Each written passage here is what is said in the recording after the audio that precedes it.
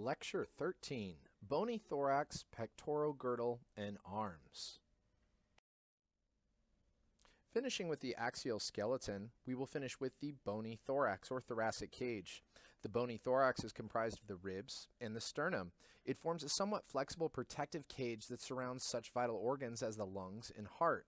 In addition to protection, it serves as an important attachment site for muscles involved in both breathing and other movement.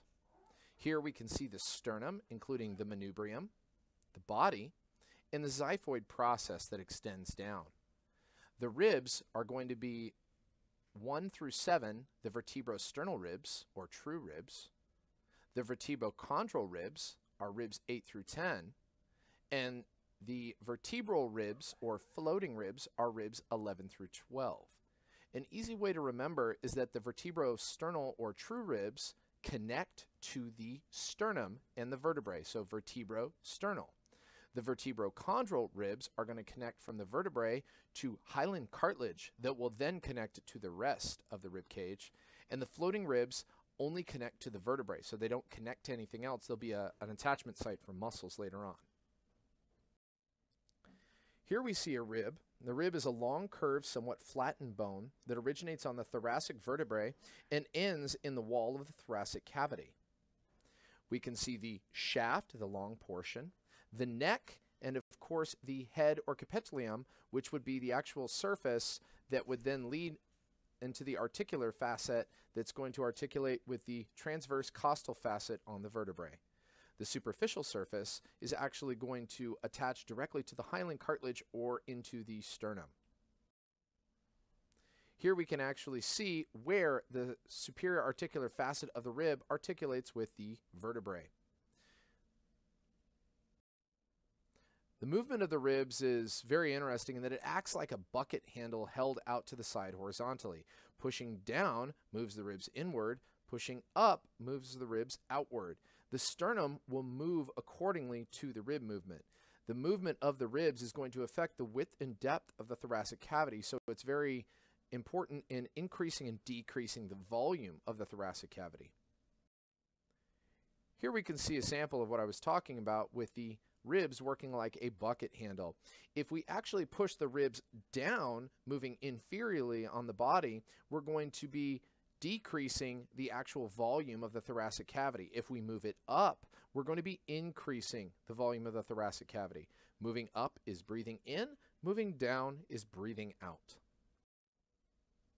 Now that we've finished the axial skeleton, we're going to be moving into the appendicular skeleton. This will consist of the pectoral girdle as well as the pelvic girdle. We'll start by looking at the pectoral girdle and then moving down through the arms. The pectoral girdle or shoulder girdle joins the arms to the trunk. There's one girdle on each side of the body. It consists of a clavicle or collarbone and a broad, flat scapula or shoulder blade. Here we can see where the bones connect. The clavicle is going to articulate directly with the axial skeleton at the manubrium of the sternum. It's then going to connect to the scapula at the acromion process. The scapula is actually a floating bone that is going to glide over the top of the posterior aspect of the rib cage. Here is the clavicle. The superior view of the clavicle notices that it's going to be a slight curved structure. The lateral and acromial end is going to be flattened and wing shape, whereas the medial end is actually going to be flattened and more nub shape. The medial end will always be the sternal end, connecting to the sternum itself. An inferior view of the clavicle notices it's not as smooth and has a lot more ridges and tubercles on it, and this is because it's where a number of muscles are going to attach. The scapula that we see here is a triangular shaped bone positioned dorsolaterally on the thorax. It has two major surfaces, the costal or ventral and the posterior or dorsal. The costal surface is dominated by the subscapular fossa. The dorsal posterior surface is dominated by the scapular spine and acromial process. Now there are three borders. We notice the medial border and the lateral border. The medial border will be closer to the vertebral column, whereas the lateral border will be closer to the actual arm, pointing to the outside of the body. The superior border, which is going to be up top, is going to point towards the head and will be also closer to the acromion process. Now, the function of the scapula is to allow for movement of the humerus at the glenoid fossa and glenoid cavity and the clavicle, where it attaches at the acromion process. It assists with some movements of the head and cervical vertebrae as well, but it's primarily designed in arm movement as well as pectoral girdle movement. The glenoid cavity is defined as the glenoid fossa, the acromion process, and the coracoid process. Looking at our first joint of the shoulder, we have the sternoclavicular joint. The sternoclavicular joint is stabilized by two ligaments, the anterior sternoclavicular ligament and the interclavicular ligament. Here we can see the sternoclavicular joint. It is where the clavicle and the sternum meet. They are separated by a small articular disc that allows for movement both forward and backwards. We can see the anterior sternoclavicular ligament is going to stabilize the sternum and clavicle joint anteriorly, whereas the interclavicular ligament is going to brace the two clavicles together, connecting them across the manubrium. The function of the double hinge joint permits movement anterior-posteriorly, as well as elevation and depression of the scapula and a small amount of rotation. Now we look at one of the largest and most frequently dislocated joints of the body, the glenohumeral joint. The glenohumeral joint is known as the shoulder joint. It has the greatest range of motion of any joint in the body and is the most frequently dislocated. It demonstrates here how we sacrifice stability for mobility. It is a ball and socket diarthrosis with the articulation between the head of the humerus and the glenoid cavity of the scapula. It is stabilized by 5 major ligaments surrounding muscles and associated tendons. There's also a bursa in this structure to help reduce friction.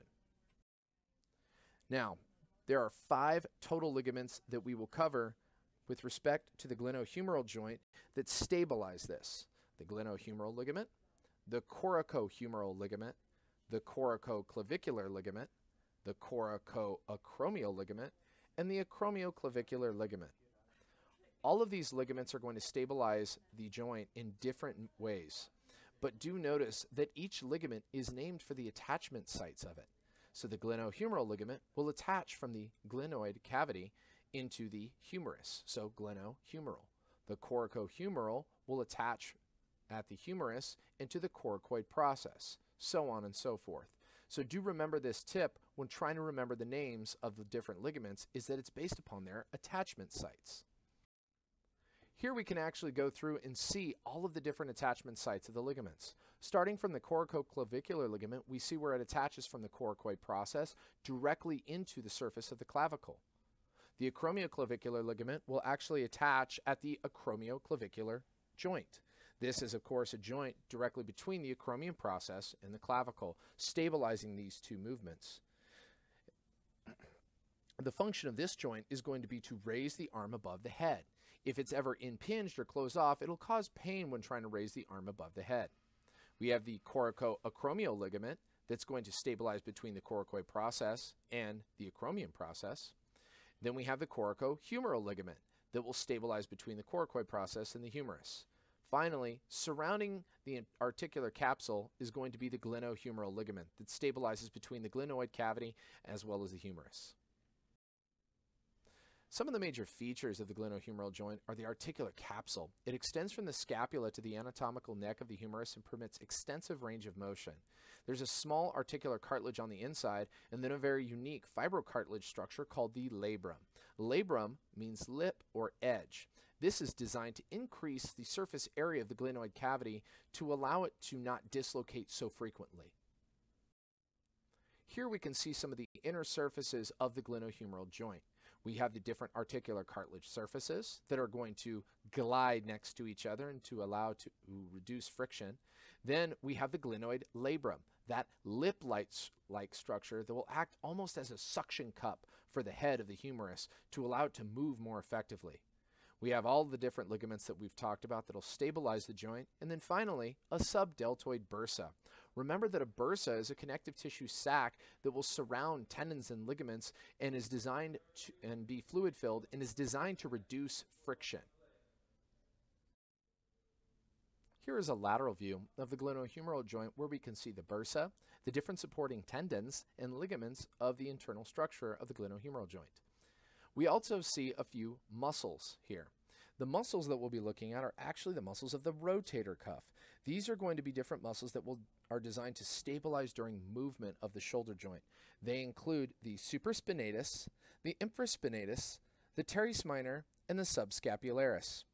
The supraspinatus, infraspinatus, and teres minor all insert on the greater tubercle of the humerus, whereas the subscapularis inserts on the lesser tubercle.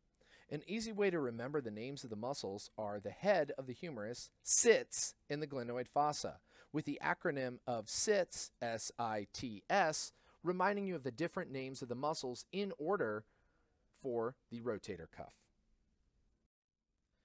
Sometimes we, of course, injure this. As I stated earlier, it's one of the most frequently dislocated joints of the body. Now, there are a few different tears that can happen in this case, and those are going to be dislocations. The first dislocation is a sternoclavicular dislocation. This usually results from blunt force trauma to the side of the body, like an automobile accident or some sort of collision. And posterior dislocation is very dangerous and can be life-threatening. In this case, you dislocate the actual anterior sternoclavicular ligament and the bone will press and protrude forward. This is a sample of an acromioclavicular separation. Here, we're snapping, of course, the acromioclavicular ligament and sometimes other associated ligaments like the coracoclavicular ligament. This is usually the result, again, of blunt force trauma. There are multiple subtypes. The most common is resolved without surgery, but there's an increase of arthritis in the joint as well. The final is going to be a full shoulder dislocation. This involves the separation of the head of the humerus from the glenoid cavity. If it is only partially separated, it is called a subluxation. This is where it partially comes out of the socket. Now, if it is a full dislocation, you might actually have different sorts of tears of muscles, rotator cuff, could be a labral tear as well, or even muscular tears. The full extent will need to be analyzed, of course, by a physician. 95% of all shoulder dislocations are anterior dislocations because the anterior plane is actually going to be where it is the most sensitive to movement. Now, this shoulder dislocation may result in injury of the axillary artery or axillary spinal nerve, so something else to be very aware of. Now, the shoulder joint is going to connect directly into the humerus. The humerus is the only bone in the upper arm or brachium. It extends from the scapula to the elbow. The shaft of the humerus expands at the distal end to form the epicondyles, and the processes are found proximal to the articulation. This provides additional surface for area of muscle attachments at the medial and lateral epicondyles. Here we can see the humerus. The head region is a rounded head, and it's part of the joint with the scapula, as well as having the neck and the greater and lesser tubercles. These are going to be the attachment sites for the body's rotator cuff muscles. The body, or shaft, contains the marrow, the deltoid tuberosity on the lateral side for insertion of the deltoid muscle as well. And the lower region is going to contain a number of unique features, primarily the lateral and medial epicondyles, which are attachment sites for different muscles of the lower arm, the trochlea and the capitulum, which are going to make up the elbow joint, and different fossas, like the coronoid and olecranon fossa. These are going to be where the ulna will directly articulate with. The humerus will connect to the ulna and radius. They are parallel bones that support the forearm or the antebrachium. In anatomical position, the ulna is medial to the radius. A good way to remember is my Aunt Ulna wears a pinky ring, or the thumb is rad. Shafts are connected by the interosseous membrane of the forearm. And there's the proximal radio-ulnar joint, where the radius and ulna will articulate with each other at the radial notch with the radial head, and the disto-radial-ulnar joint. This is the lateral surface of the ulnar head articulates with the ulnar notch on the distal end of the radius. Here we can see the two bones together with the interosseous membrane connecting them. Some of the overall structures to note first on the ulna, which is going to be the larger, more hooked shape of the two bones, and is going to be on the medial side, is that the ulna articulates with the trochlea of the humerus at the trochlear notch. It's the most significant contributor to the elbow joint. Now, there are two articulations that were already covered, the proximal radio-ulnar joint and the distal-radial-ulnar joint. So do take note of the ulnar notch, ulnar head, as well as the radial notch of the ulna. The ulna does not rotate when your forearm rotates during pronation or supination, which is the turning of your wrist. The ulna is going to be the stable bone, whereas the radius will move around it in a pivot action. The radius, the thumb radiates outward, or the thumb is rad. Good way to remember it. It is the lateral bone of the forearm and the biggest contributor to the wrist or carpal joint. The radius rotates around the ulna in a pivot fashion and has a sharp distal projection called the styloid process of the radius, which is an attachment site for various muscles. Here we can see the ulna and where it actually forms the primary joint for the elbow joint. It's going to have the olecranon process, or olecranon, which will articulate with the olecranon fossa, the trochlear notch, which will move around the actual capitulum as well as the trochlea of the humerus, and the cornoid process, which is going to articulate with the cornoid fossa. The radial notch that we see there will, of course, articulate directly with the head of the radius, and the ulnar tuberosity will be an attachment site for a number of muscles as well as a pivot point for the radius. Now, the elbow joint is a complex hinge joint involving the humerus, radius, and ulna. It is an extremely stable joint, and that is due to the interlocking of the bony surfaces of the humerus at the ulna, a single thick articular capsule that surrounds both the humero-ulnar and proximal radio-ulnar joints, and reinforcement of the articular capsule by strong ligaments. Now, there are two major joints of the elbow. They're going to be the humero-radial joint and the humero-ulnar joint. Now, when referring to the elbow joint, we typically refer to the humero-ulnar joint because it is the largest and strongest of the articulations. The humero-radial joint is really going to be the capitulum of the humerus that articulates with the head of the radius. Now, the humero-ulnar joint is going to work a little bit more like a door hinge, where the trochlea of the humerus articulates with the trochlear notch of the ulna. The shape of the trochlear notch determines the plane of movement, so somebody can have different elbow range of motion based upon their bony formation. The shape of the olecranon fossa and the olecranon limit the degree of extension. Here we can actually see where the two bones are going to connect together, as note the olecranon fossa is articulating directly with the olecranon, where it will actually attach. Now, there are a few ligaments with respect to this. There is the ulnar collateral ligament, which extends from the medial epicondyle of the humerus to the cornoid process of the ulna, and the radial collateral ligament. This extends from the lateral epicondyle of the radial notch of the ulna. And these are going to help to stabilize it in different capacities. We also, of course, have the annular ligament next to the radial collateral ligament. The annular ligament, as it comes down, is going to stabilize the joint laterally and across, whereas the ulnar collateral ligament is going to stabilize it medially to help to prevent that dislocation. Moving down from the radius and ulna, we have the hands and wrist. The hands and wrist are formed from the carpal bones, the metacarpal, and the phalanges. The carpal bones are the 8 bones of the wrist. The metacarpal bones are the 5 metacarpals that make up the back of the hand. And the phalanges are your fingers. There's also the pollex, which is your thumb, and that has 2 phalanges, which are the bones that make that up. All the other digits of your hand, of your fingers, have 3 phalanges. First, we'll start with an anterior palmar view of the bones of the wrist. This is going to be the right wrist. Here we can see all of the different bones that interconnect together in a non-axial fashion, so they'll glide next to each other and move together. Now, starting from the actual proximal row, going lateral to medial, it's scaphoid, lunate, triquetrial, pisiform. We then go to the next row, going lateral to medial on the distal row, and we go trapezium, trapezoid, capitate, hamate. An easy way to remember this is the mnemonic device, some lovers try positions that they can't handle. This will help you remember the first letter of each one of the names of the bones in order from proximal row to lateral to medial, and then distal row, lateral to medial. Remember that only the scaphoid and lunate articulate with the radius. The distal row will articulate with the metacarpals, and the thumb metacarpal articulates only with the trapezium. There's a considerable amount of movement via the hands, and it's the only saddle joint of the body.